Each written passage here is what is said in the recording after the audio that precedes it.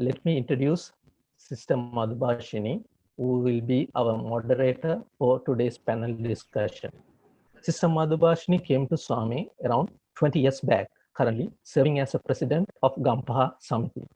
For the last 2 years, she was the secretary before coming as a president. She loves to volunteer any type of seva activities.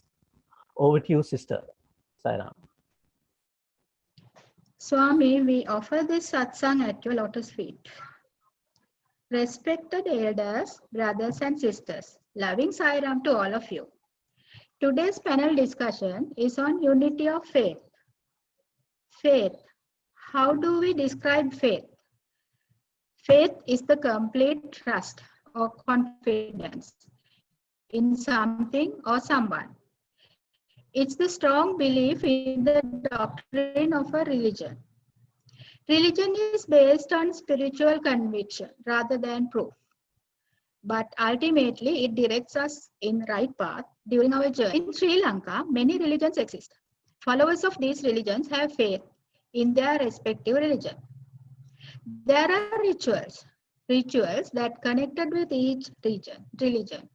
Some of the rituals are more or less the same. For example, Buddhists and Hindus offer flowers and lighted lamps and scents by burning various stuffs like joss sticks or camphor. But all these have different spiritual meanings. Buddhists offer flowers, and at the same time, they have to recall the uncertainty of life. While offering flowers, they chant, Uppam milayati yata itam me kayo tatayati vinasha bhavan, meaning, just like these flowers wither, my body too will perish. Hindus too offer flowers, a specific flower to each deity, to be with a prayer that the deity grant us good health and prosperity. Flowers will make the place of worship as a pleasant atmosphere. Christians light candles as they ask Divine Father that their path to be lightened up, the path to proper guidance, granting a wish, enlightenment, or a divine intervention. Buddhists offer lighted lamps and they wish, just like this light, chase away the darkness. Let me shed my ignorance. May I be able to have wisdom to see the truth. These are very few examples.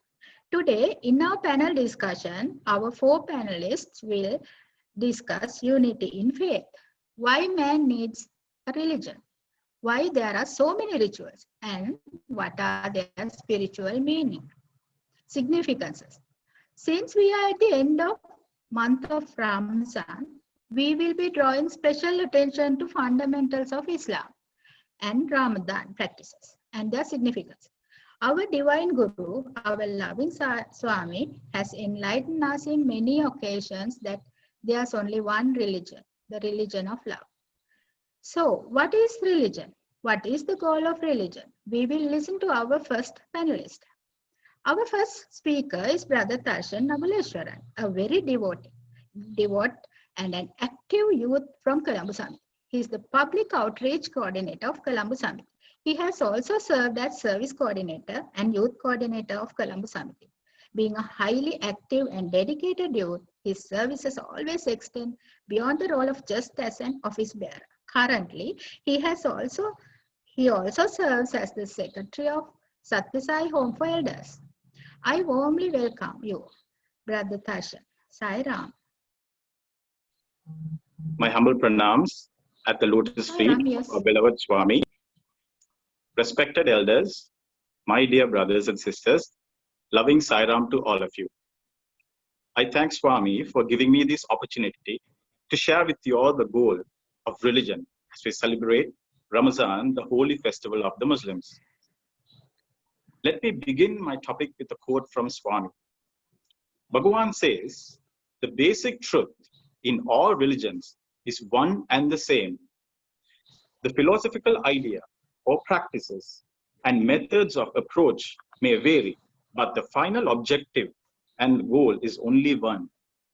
All religions proclaim the oneness of divinity and preach the cultivation of universal love without regard to caste, creed, country, or color.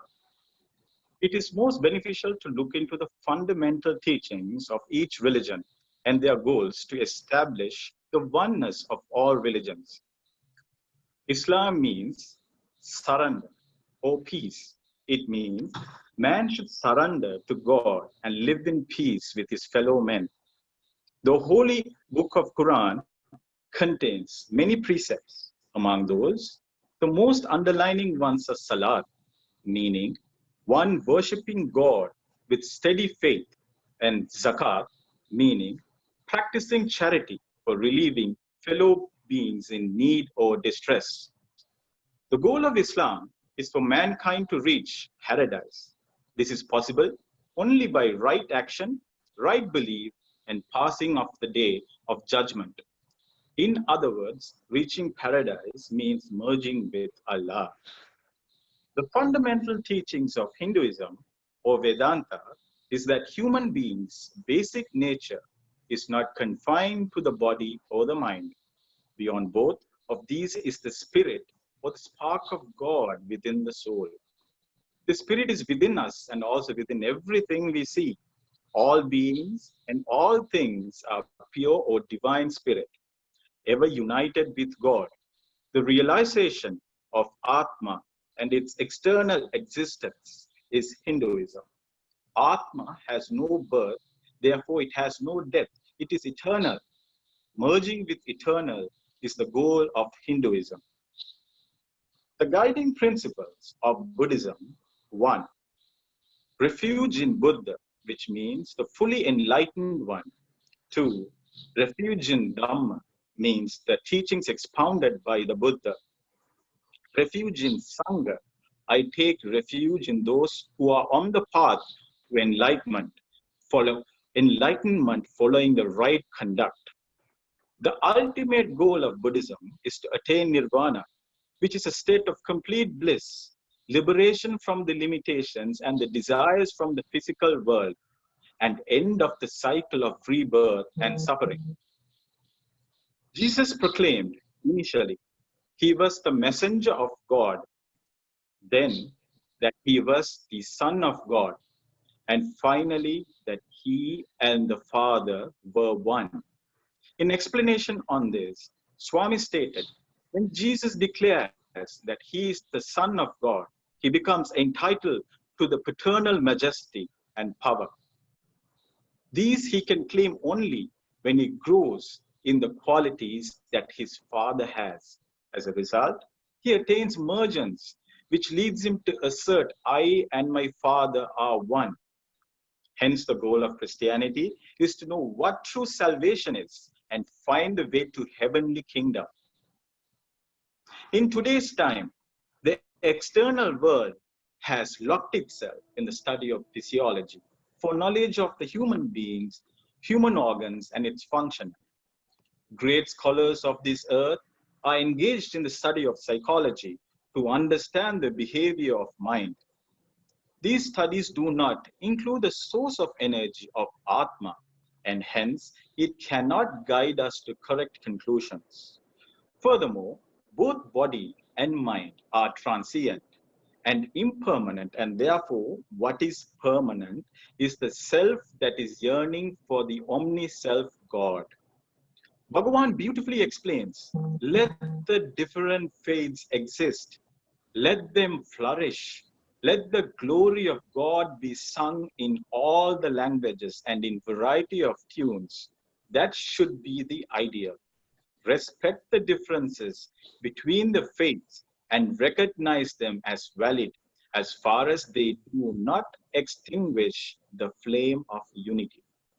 Swami always emphasized that there is only one religion, the religion of love. There is only one race, the race of humanity. Every religion looks for God and they look far and wide, but man should know that God is omnipresent and resides in the very heart of man. The true meaning of religion is realization, the realization of who we are. We are not the body, we are not the mind, since both cannot function of its own without the soul.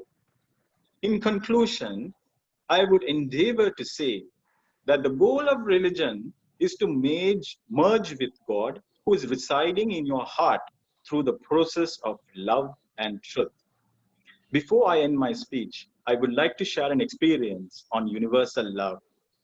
Since we were locked down with the COVID-19 for the last 2 months, we had an opportunity through the Sathya Sai Center in Colombo. There was a request given to us to come and be able to serve the needy in Moratuwa. The request was given to us by a priest in Moratuwa through Gunavardhana Ramaya Buddhist Temple. He had reached to us through our chairman to see whether we can help some of the needy daily wage employees and workers in that area who are suffering without a job.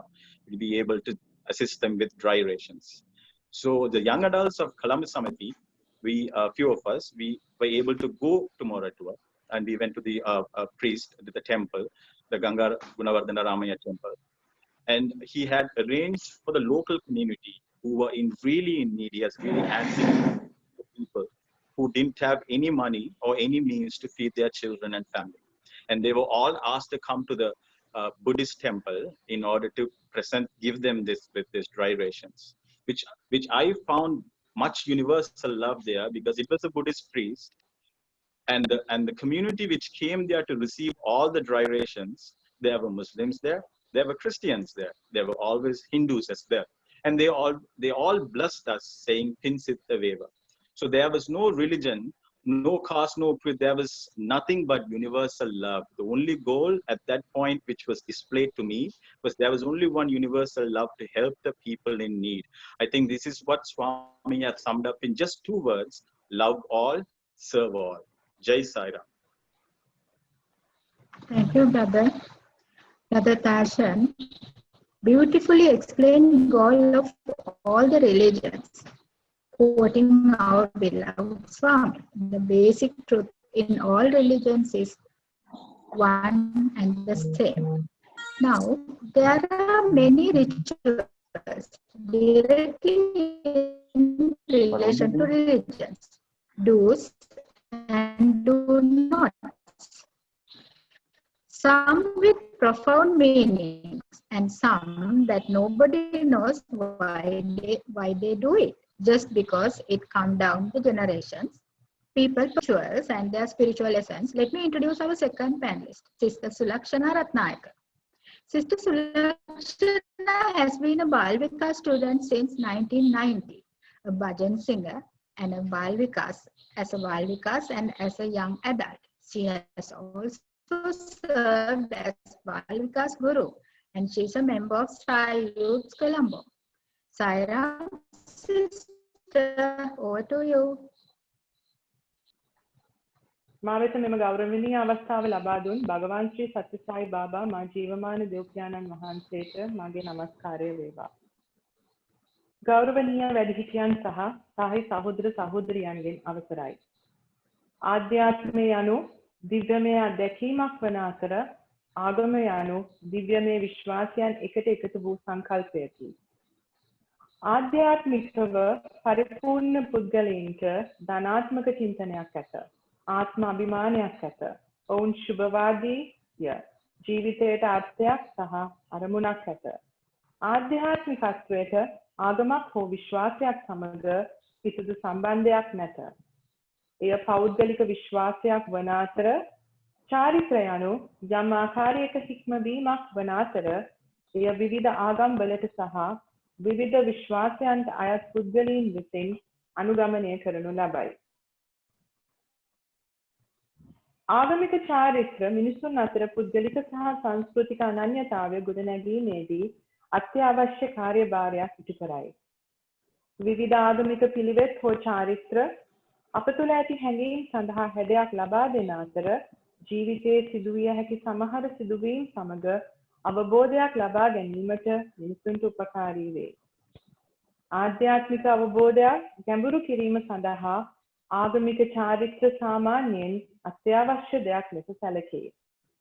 සෑම ආගමක්ම එකම පිළිවෙත් අනුගමනය නොකරන නමුත් බොහෝ ආගම් අතර බොහෝ සමානකම් තිබේ.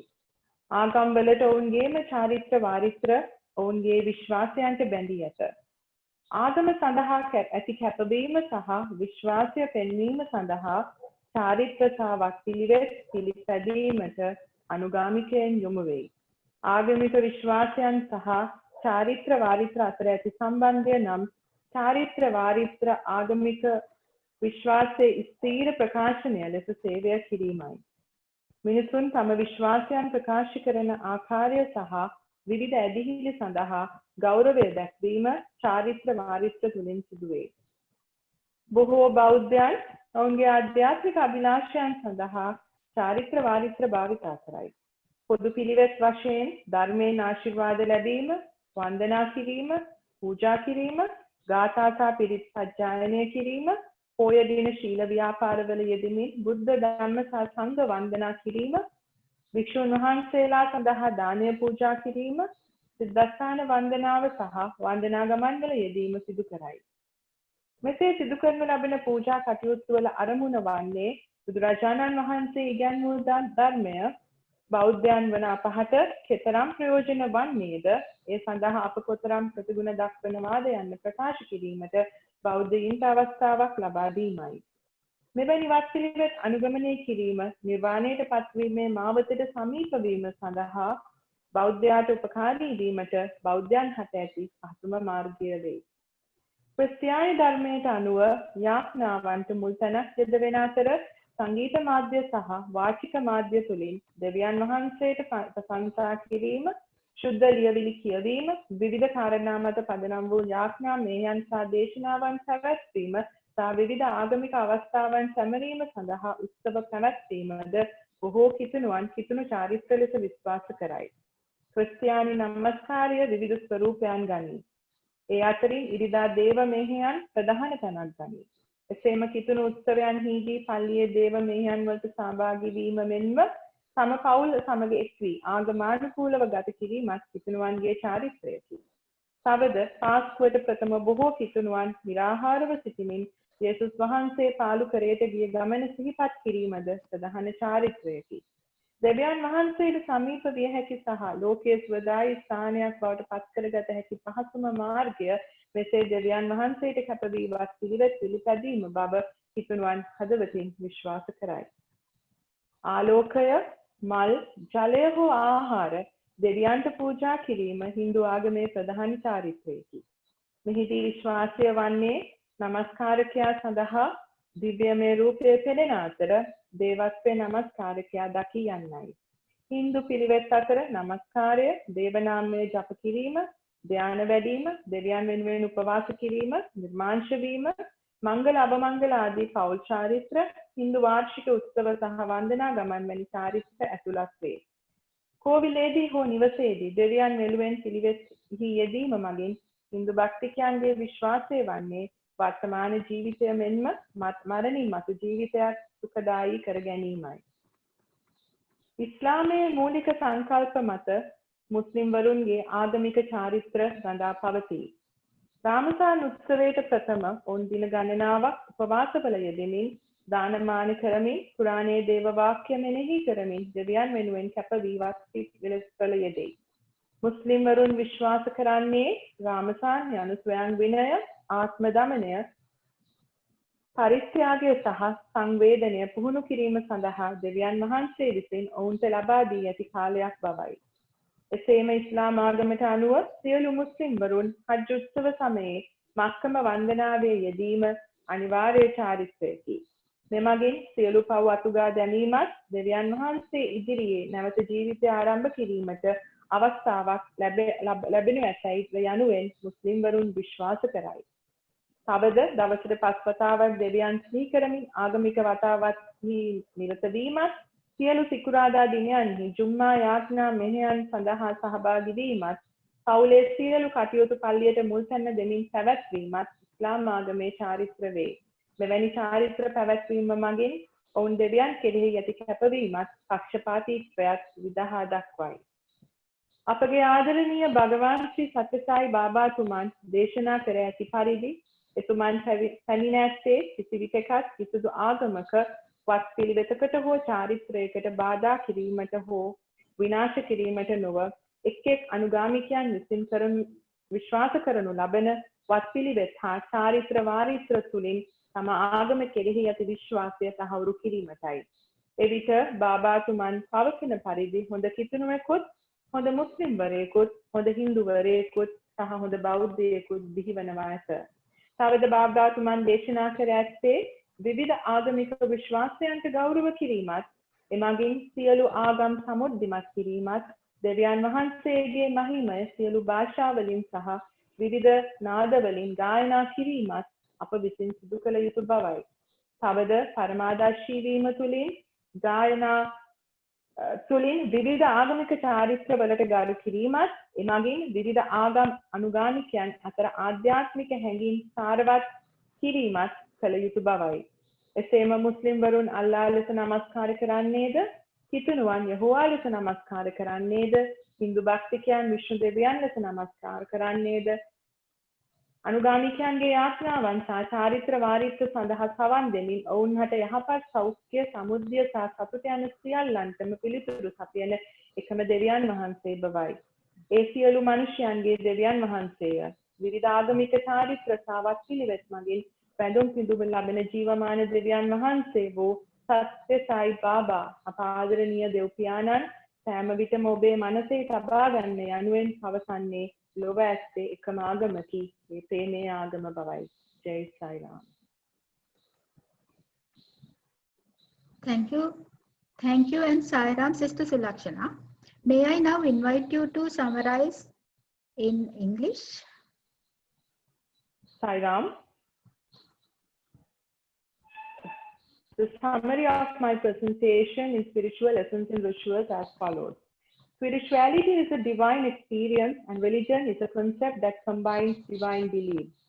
People who are spiritually perfect have positive thinking, self-esteem, and they are optimistic. Spirituality has nothing to do with religion or belief. It is a personal conviction of what a person believes, and customs are a form of discipline that is practiced by people of different religions and beliefs. Religious customs play an essential role in building personal and cultural identity among people. Religious rituals are generally considered essential for deepening spiritual understanding. Although not all religions follow the same rules, there are many commonalities. Followers follow the rituals to show their commitment and belief in religion. The relationship between religious beliefs and custom is that ritual serves as a permanent expression of religious belief. It is customary for people to express their beliefs and to honor different faiths. Buddhists believe following rituals in the easiest way for a Buddhist to get close to the path of enlightenment. Christians believe that the only way to be closer to God and to make the world a better place is by following rituals. Hindus believe that by practicing rituals for God in the temple or at home will enrich the present and the afterlife of Hindus. By conducting rituals, Muslims always believe such rituals will always demonstrate their allegiance to God. Our beloved Bhagavan have mentioned that we should honor various religious rituals and beliefs, thereby enriching all religions and sing the glory of God in all languages and voices. Being the only God who worshipped in various religions and by different rituals, Bhagavan Sri Satya Sai Baba always mentioned that there is only one religion, the religion of love. Thank you. Jai Sai Ram. Thank you, Sister Sulakshana. Sairam. There are so many rituals and most of them appear to be different facets of the same diamond. To talk about one facet, there is a Ramazan practices and its significance. Relating to Ramazan, there is a set of rituals that has to be followed. All these practices have its own unique significances. Let us listen to Brother Tharidu. Brother Tharidu Piris is an active member of Sri Satya Sai Youth Organization. He came to Swami with his grandfather, who was an ardent devotee of our Swami. He has shown his remarkable ability in the field of dramas too. Brother Tharidu is still pursuing his higher studies. Now I invite Brother Tharidu. Sairam, brother. Om Sri Sai Ram. My humble pranams to the divine lotus feet of our beloved Swami. Respected elders and my dear brothers and sisters, I hereby bring to you the purpose of what is Ramadan and its significance. Ramadan or Ramazan is basically a significant month in the Islamic calendar and the 9th month in the English calendar, and commences at different periods each year, in the sense that the month begins upon the first sighting of the new moon, and depending upon your geographical location, the month of Ramadan begins. The moment you think about Ramadan, what comes through is a requirement that from sunrise to sunset, as per the times mentioned, members of the Islamic community have to engage in a period of fasting without food and water. However, Ramadan is much more than this. As per what Swami says, Ramadan fasts and prayers are designed to awaken and manifest a sense of spiritual realization. Furthermore, emphasizing on the unity, harmony, and equal-mindedness, therefore cultivating love, patience, compassion, and demonstrate this truth in your daily living. Besides, the month of Ramadan is also when the Holy Quran was revealed and referred to as when the gates of heaven are open and the gates of hell are closed. Furthermore, fasting is not just abstaining from drinking and eating, it also includes abstaining from immoral acts and anger. Moving on, as per the 5 pillars in Islam, during this holy month, Ramadan, the 4th pillar is put into practice, which is fasting, in Arabic terms known as Sawam, whilst practicing the 3rd pillar, which is serving the poor, in Arabic terms Zakat. In the Quran, God talks about the importance of Ramadan in the following verse. O you who believe, fasting is prescribed to you as it was prescribed to those before you, that you may learn piety and righteousness.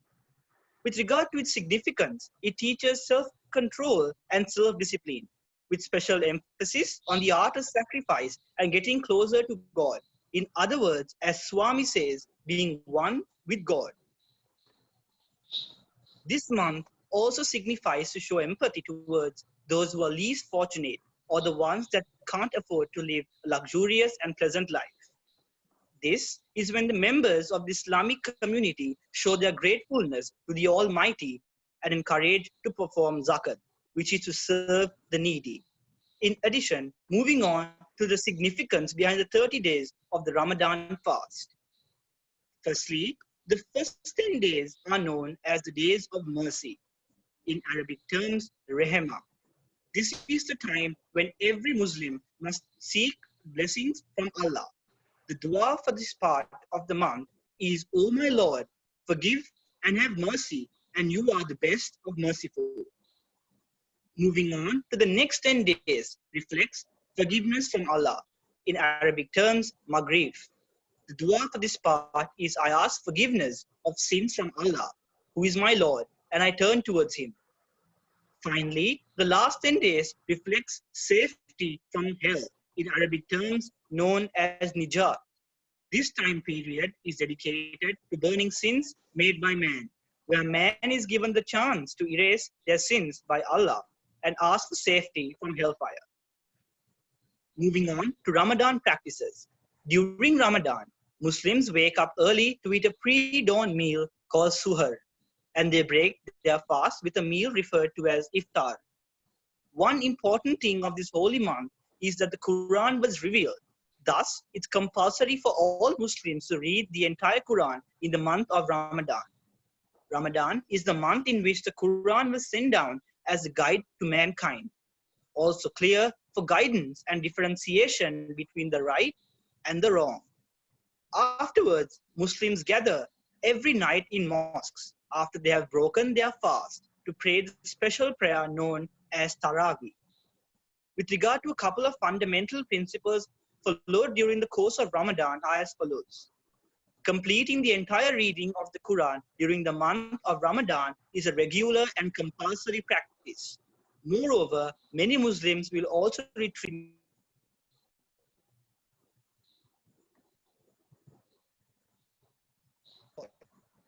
In conclusion, this is what Ramadan truly signifies. and brings about unity of faith. And to conclude, as Swami says, there is only one religion. It's religion of love. Only one language, and the language of the heart. Thank you, Saira. Sairam brother, as we draw our special attention to Ramadan, we must understand the fundamental of Islam. And fundamental of Islam is based on 5 pillars. What are those 5 pillars? Let me invite Sister Dilusha Ganewata to enlighten us. By profession, she is a teacher in English, and now as a member of Colombo Samiti, she helps a lot with translations in the organization. Sairam, Sister Dilusha.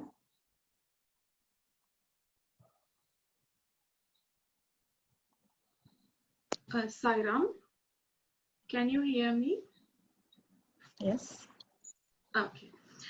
Sairam, ඔබ සියලු දෙනාටම ඔබ සම ආමන්ත්‍රණය කිරීමට මට මේ අවස්ථාව ලබා දීම ගැන භගවාන් ශ්‍රී සත්‍යසායි බාබාතුමා වෙත මාගේ ප්‍රණාමය පූජා කරනවා. මගේ කතාව අද ඉස්ලාමයේ ප්‍රධාන කුරුණු පහ ප්‍රධාන ගොඩනැගීමේ සංකල්ප පහ මොනවාද කියන එක. ප්‍රථමයෙන්ම මම කැමති ඉස්ලාම් ධර්මයේ මේ ඉස්ලාම් කියන වචනේ තේරුම කෙටියෙන් සඳහන් කරන්න. මෙය අරාබි වචනයකින් පැවතෙන්නක්. එහි ප්‍රධාන තේරුම සාමය කියන අර්ථය.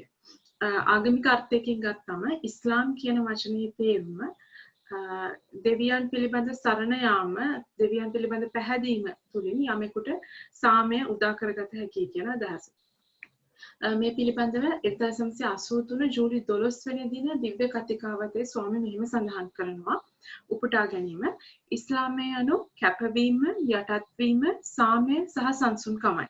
ඉස්ලාමය උගන්වන්නේ යුක්තියෙන් හා ධර්මිෂ්ඨ ජීවිතයෙන් දෙවියන් වහන්සේගේ වරප්‍රසාදයේ දිනාගත හැකි අතර ධනය හා බලයෙන් ඒ උපයාගත නොහැකි බවයි. උපුටා ගැනීම අවසන්. පළමුවන කුළුණු සංකල්පය ශහදා. එහෙම නැත්නම් විශ්වාසය. කිසිම ආකාරයකින් ගුණ කිරීමට හෝ සම්මුතියකට ලක් කර නොහැකි දෙවියන් පිළිබඳ පරම ඒකීය භාවය ඉස්ලාම් ධර්මයේ ඉගැන්වීමේ කේන්ද්‍රීය සංකල්පයක් වෙනවා. මේ කියන දේවත්වයේ ඒකීයත්වය අනිකුත් ආගම්වල ඉගැන්වීම් තුලිනුත් අපිට දකින්න පුළුවන්.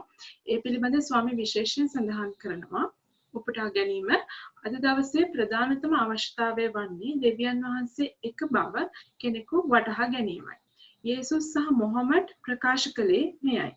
අල්ලා යන වචනේ නියම අර්ථය වන්නේ විශ්වයේ ඇති සියල්ල අඩංගු එකම උත්තරීතර තත්වයක් බව. මේ වේදයන්ගේද මූලික පණිවිඩයයි. සියලු ආගම්වල සත්‍ය නම් දෙවියන් වහන්සේ එකකි. යේසුස් වහන්සේ දෙවියන් වහන්සේගේ පියාණන් වහන්සේ සහ මිනිසාගේ සහෝදරත්වය ගැන ප්‍රකාශ කළේ. කෙනෙකුට සිටිය හැකි එක් පියෙක් මිස දෙදෙනෙකු නොවේ. උපුටා ගැනීම අවසන්. දෙවන කාරණය සලාත් යාඥාව කියන එක. ඉස්ලාම් භක්තිකයෙක් දවසට 5 වතාවක් යාඥාවේ යෙදීම සිදු කරනවා. හිරු නැගීමට පෙර, මධ්‍යහනයේදී, සන්ධ්‍යා කාලයේදී, හිරු බැස යාමේදී සහ අන්ධකාරය වැටීමෙන් පසු. මේ මෙලෙස දවසට කීප වාරයක් යාඥාවේ යෙදීමෙන් අදහස් වෙන්නේ එමගින් දෙවියන් වෙනුවෙන් කෘතඥතාවය පළ කිරීම සහ උන්වහන්සේ සමග ඒකාත්මික වීමේ අවස්ථාවක් සලසා ගැනීම කියන අර්ථය. ඒ වගේම යාඥාවේ යෙදීමට පෙර ඉස්ලාම් භක්තිකයෙක් විසින් පිරිසිදු වීම සහ බොහොම සරල ඇඳුමකින් සැරසීම බොහොම අවධාරණය කොට දැක්වෙනවා. එකකින් අදහස් වෙන්නේ මේ දේවත්වය සඳහා උත්සාහ කිරීමේදී තමා තුළ පාරිශුද්ධත්වය සහ සරල බව ඉතාමත් වැදගත් කියන කාරණය. ඒ වගේම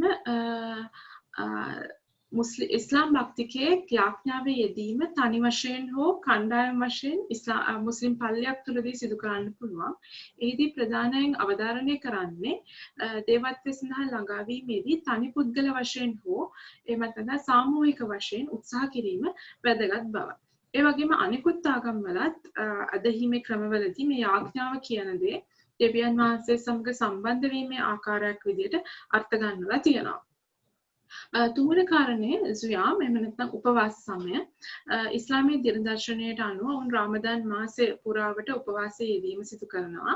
එහිදී මේ ප්‍රධාන අර්ථය වන්නේ දෙවියන් වහන්සේ වෙනුවෙන් කෘතඥතාවය පළ කිරීමටත් තමා තුළ ඇති කෙලෙස් දුරු කර ගැනීමට එය අවස්ථාවක් කර ගැනීමක් කියන එක.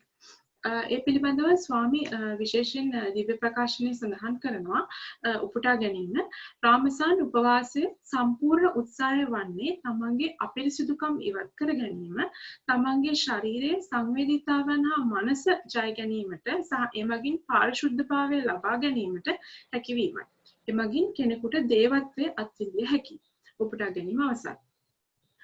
වෙනත් ආගම්වලත් උපවාසය ශරීරයට සහ මනසට පාරිශුද්ධ භාවයට මෙත්ම ආධ්‍යාත්මික මාර්ගයක් වගේම ස්වයං පාලනයේ ක්‍රමයක් ලෙසත් අර්ථ දක්වලා තියෙනවා. හතරවන කාරණය zakat පුණ්‍ය කටයුතු. මුස්ලිම්වරු තම ආදායමෙන් කොටසක් සමාජයේ අනෙකුත් අවශ්‍යතා ඇති පුද්ගලයන් වෙනුවෙන් ප්‍රදානය කිරීමට බැඳී සිටිනවා. එහිදී ප්‍රධාන අර්ථය වෙන්නේ මේ සමාජයේ ආර්ථික දුෂ්කරතා මැඩලීමත් අසමානතාවය දුරු කිරීමටත් සෑම දෙනා තුළම ඇති පුද්ගලික වගකීම හඳුනා ගැනීම කියන අර්ථය. ඒ වගේම සියලුම අනෙකුත් ආගම්වල මේ පුණ්‍ය කටයුතු දානමාන ආදී පිළිබඳ බොහෝම වැදගත් කොට විශේෂයෙන් අවධාරණය කර දිරිගන්වලා තියෙනවා. ඒ වගේම ස්වාමී හැම නිතරම ඒ ගැන අවධාරණය කරනවා. මිනිසා වෙනුවෙන් සිදු කරන සේවය දෙවියන් වහන්සේ වෙනුවෙන් සිදු කරන පරම සේවයක් බවට අර්ථ දක්වමින්. අවසාන සංකල්පය හජ් මක්කම වන්දනාව. රාමසාන් උපවාස මාසයෙන් පස්සේ වර්තමාන සෞදි අරාබියේ ශුද්ධ වූ මෙකා නගරයට එක්රැස් වෙන මේ ඉස්ලාම් භක්තිකයන් විසින් මක්කම වන්දනාවේදීම සිදු කරනවා. එහිදී ඔවුන් මැකා නගරයේ හරාම් පල්ලිය මැද්දේ පිහිටි කබා නම් ශුද්ධ වූ වස්තු වන්දනාමාන කිරීම තමයි සිද්ධ කරන්නේ සහ ඒහා සමගාමීව විවිධ ආගමික ක්‍රියාපිළිවෙත් තිබෙනවා. මේ ප්‍රධාන අර්ථය වන්නේ මේ ආධ්‍යාත්මික වන්දනාවක් ලෙස සැලකීම සහ ඒ මගින් පාරිශුද්ධත්වය ළඟා කර ගැනීමට අවස්ථාවක් සලසා ගැනීම. ඒ වගේම එක් ශුද්ධ වූ ස්ථානයකට සියලුම ඉස්ලාම් බැතිමතුන් ඒකරාශී වීම තුළින් දෙවියන් ඉදිරියේ සාමූහිකත්වය සහ ඒකීයත්වයේ අගය නිරූපණය කොට දක්වනවා. අවසාන වශයෙන් මේ ඇදහිල්ලේ එකමුතුකම කියන අද දින අපේ සාකච්ඡා වටේ ප්‍රධාන මාතෘකාව මේ කුළුණු පහ සංකල්පය තුළින් අපිට දකින්න පුළුවන්. ඒ අතර සියලුම ආගම් වලිනුත් අවධාරණය කරන්නේ මේ හා සමාන සංකල්ප. ඒ වගේම 1975 නොවැම්බර් මාසයේ 23 වන දින දිව්‍ය කතිකාවත උපුටා ගැනීමකින් මම මගේ කතාව අවසන් කිරීමට කැමතියි. උපුටා ගැනීම බයිබලය, අල් කුරානය, උපනිෂද්, සෙන්ඩවෙස්ට යන විවිධ ආගමික ශුද්ධ ලියවිලි පද එකිනෙකට වෙනස් ලෙස පෙනේ. නමුත් ඒවායේ අරමුණ එක හා සමානයි. එනම් දෙවියන් වහන්සේගේ සහෝදරත්වය මනුෂ්‍ය වර්ගයාගේ සාමය සඳහා පදනම ලෙස ස්ථාපිත කිරීමයි. පසුවදනක් විදිහට ප්‍රකාශ කරන්න කැමතියි. මව් රටෙන් ඈත විදේශයක ගත කරන කාලය තුල මට අවස්ථාව ඇති වුණා විවිධ ආගමික ඇදහිලිවල යෙදෙන පිරිස් සමග බොහොම සමීපව ආශ්‍රය කරන්න, විශේෂයෙන් මේ ඉස්ලාම් භක්තිකයන් සමග. ඉතින් එහිදී ලෝක ඇත්තේ සියලු එක් ආගමක් ප්‍රේමයේ ආගම වෙන බවට විශ්වාස කරන සායි භක්තිකයෙක් විදිහට මට ප්‍රශ්නකාරී අවස්ථා මතුවෙච්ච අවස්ථා බොහෝයි. ඉතින් මේ හැම වෙලාවකම මම ස්වාමිකින් ඇහුවා ස්වාමී මේවා දිව්‍ය වාක්‍යද මේකේ මොනවද මේ වගේ ඇත්තටම කියවෙන යටිපෙළ අර්ථය මොනවද කියන. ඉතින් ඒ සඳහා උන්වහන්සේගේ දිව්‍යමය ආශිර්වාදයක් විදිහට මම දකිනවා මට මේ අවස්ථාව ලැබීම මේ විදිහට ඔබ ආමන්ත්‍රණය කිරීමට. මොකද මගේ කතාව සූදානම් කිරීමේදී මට ගොඩාක් ඉස්ලාම් ආගම පිළිබඳ කියවන්න ඉස්ලාම් භක්තික සායි භක්තිකයන් විසින් කියලා තිබුණු අත්දැකීම් ගැන කියවන්න ස්වාමීගේ දිව්‍ය දේශනාවලට සවන් දෙන්න අවස්ථාව සැලසුණා. ඒ මගින් ඉගෙනගත්ත දේ බොහෝයි සහ ලැබුණු පිළිතුරු බොහෝයි. ඉතින් ඒ වෙනුවෙන් මම උන්වහන්සේ වෙත මාගේ ප්‍රණාමය පූජා කිරීමට කැමතියි. ඒ වගේම ඔබ සියලු දෙනාට ස්තුතියි ඔබගේ සවන් දීමට. ජය ශ්‍රී සායිරාම්. Thank you and Sairam, sister. Sister Dilusha came to Swami through Senkadagala Samiti in the Central Hills. And now may I invite Sister Dilusha to summarize her speech in English. Yes, sure. So let me summarize it in English for you. So my speech was about the 5 pillars in Islam, the basic pillar concepts in Islamic teachings. The word Islam is derived from Arabic word which literally means peace. So in a religious context, it means that one can achieve peace by surrender to God. And the first pillar concept is Shahada, the testimony of faith. The belief in absolute oneness of God is quite central to the teachings in Islam. And the same belief is emphasized in other religious practices too. And the second concept is Salah, the prayer. A Muslim should pray 5 times per day, at dawn, noon, mid-afternoon, sunset, and after break.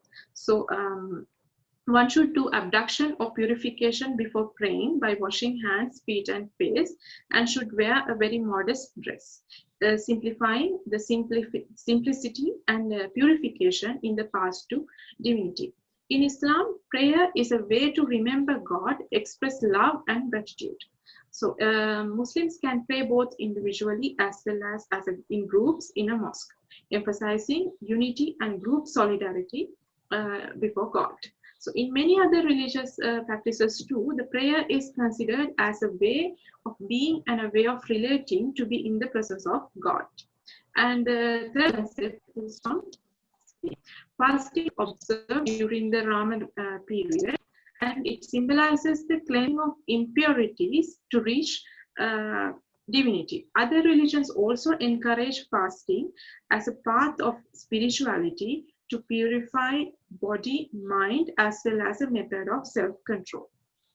And the fourth concept is zakat, the charity. So Muslims donate a fixed portion of their income to the needy in the society. So it is to recognize one's personal responsibility to ease the economic hardships in the society, as well as to strive towards erasing the inequality. Other religions also emphasize the value of charity in order to take care of fellow men.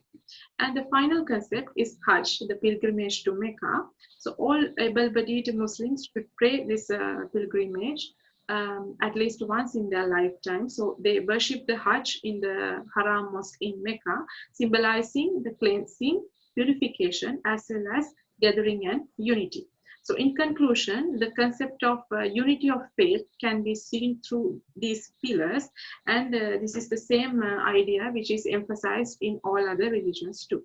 So in order to quote Swami from his Divine Discourse in 1975, November 23rd, quote, "The Bible, the Quran, the Upanishads, the Zend-Avesta appear different, but their aim is the same, to establish the brotherhood of God as the basis for the peace of mankind."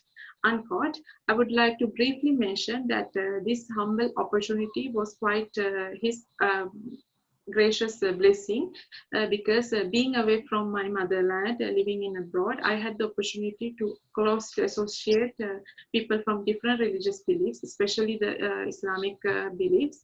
So this was quite a spiritual journey for me to explore some sort of ideas, some answers which I had doubts and questions in. So I would like to offer my humble pranams at his lotus feet for this invaluable opportunity. Thank you everyone for your kind attention. Jai Shri Sai Ram. Today, we have been exploring the topic unity in faith. Unity can be defined as harmony or similarity or oneness of different concepts and teachings. Faith is the strong belief in the doctrine of a religion or a spiritual teaching. There are different religions. We, the followers, are the people who sustain our own religions. Every religion teaches to give up attachments and break this ever-suffering cycle. It teaches us that love and peace are supreme. Some religions teach us a concept of a heaven and a day of judgment, where your good and bad deeds are accounted in order to decide whether you have liberation or you must suffer further in order to correct yourself. Ultimately, all the religions direct us to be merged with the divinity, to end our suffering. In order to reach this goal, we must travel along a difficult path. There are rituals to be performed certain discipline to be observed.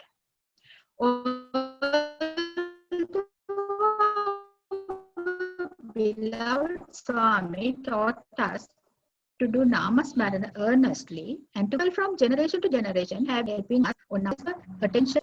We looked into the fundamentals of existence for a state without suffering. To end suffering, Islam teaches 5 pillars, 5 strong bases that if followed properly and wholeheartedly, one can reach divinity. Considering all these facts, we can conclude that there is one similarity in all religions. They all show us paths to end our suffering and reach our goal of supreme bliss, unity in faith. Each religion names this goal differently. Nirvana, moksha, heaven, liberation, eternal. The names are many, but the goal is one. Paths may be different, but all of us, whatever the religion, whatever the faith we have, we must have a steady faith. And we must be compassionate and foster love. So let me conclude the session with a well-known, much-loved quote from our loving Swami. There is only one religion, the religion of love. There is only one race, the race of humanity. Thank you all and Jai Sai Ram.